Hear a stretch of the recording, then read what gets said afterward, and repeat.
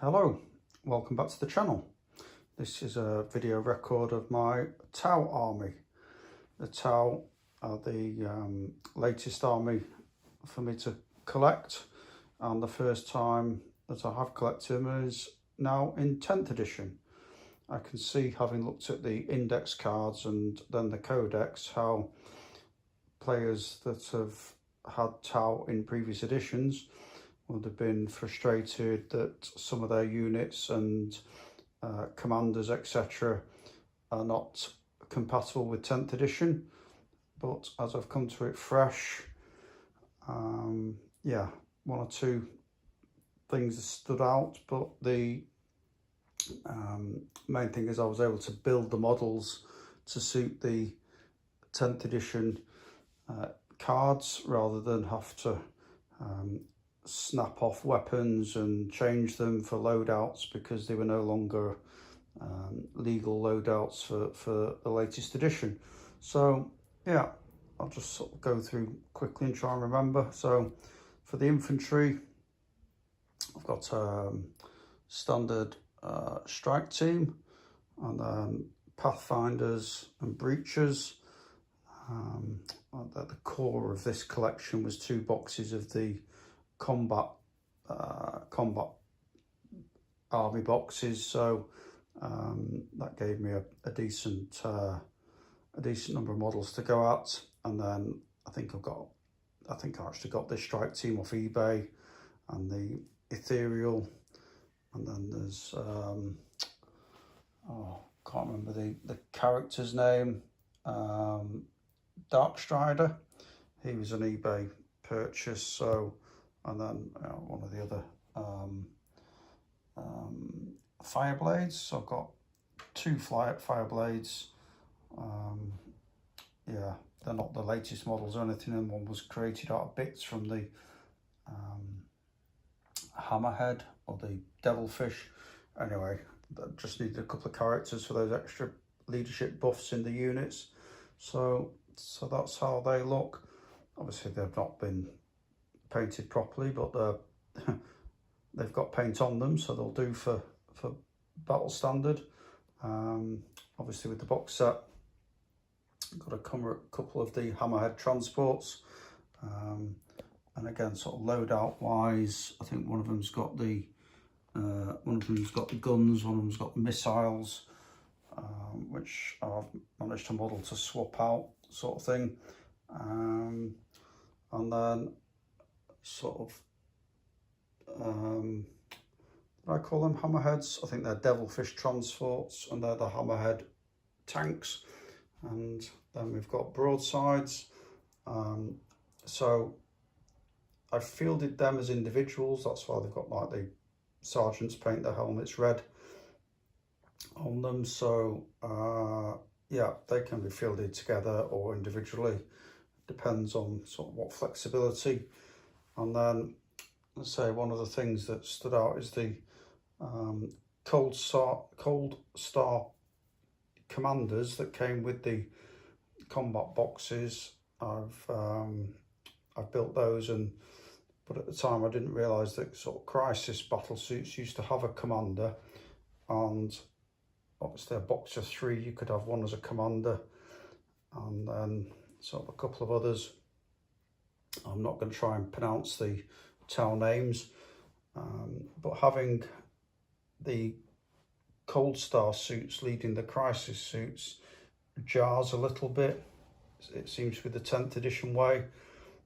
If I was you know, wanting to have the you know, the 9th edition into 10th edition army that a lot of people have had, and had to sort of bin the crisis suit commander or rip its arms off because, you know, the loadout wasn't legit anymore.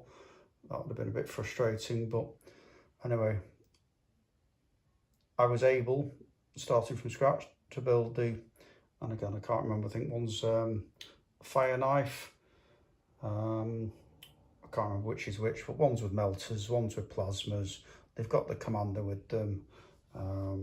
Gives them buffs like, you know, they can assault and I think deep strike, or advance and shoot, and it gives them a bit of flexibility. And then,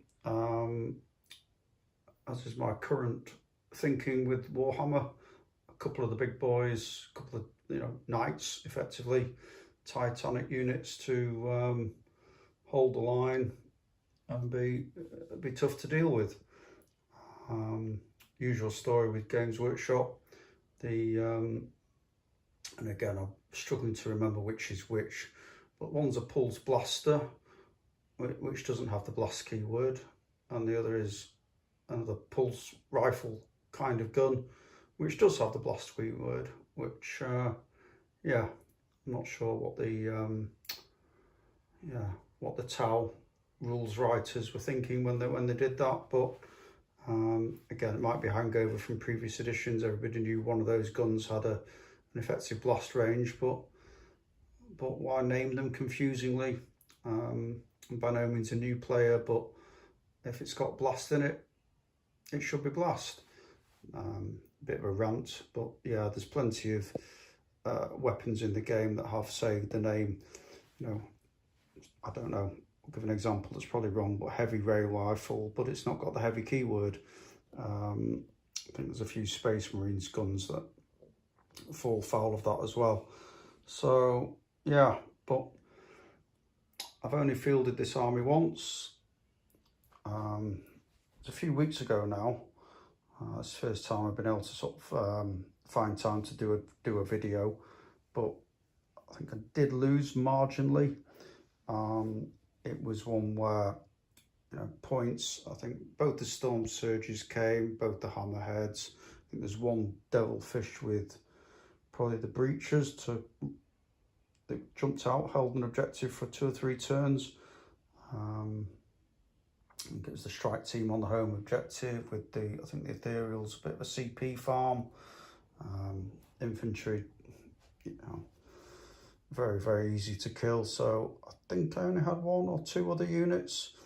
I think I only managed to get 1 broadside in there. And I think it was then just the Melter crisis suits that came in from reserve. And yeah, I think they scored points, but they came in behind enemy lines where the big guns were and got wiped out in a turn or so after arriving. But yeah, first time out, I enjoyed using them. Looking forward to using them again. Probably only use 1 Storm Surge. Have to decide which gun I like best, and then yeah, have more infantry to do those secondaries, take more board. Probably the 2 Devilfish to bring them in, either hiding from the back initially or maybe one of them coming in from reserve. But I think, I can't remember which team it is or whether it's the detachment moniker, one of the stratagems. Anyway, I think they can arrive, can advance, disembark, shoot, still do stuff. So yeah, that might be the way to go with them. But yeah, that's it. Another army for my collection. TOW Empire. See how we go with those. And thanks for watching. I'll see you in the next one.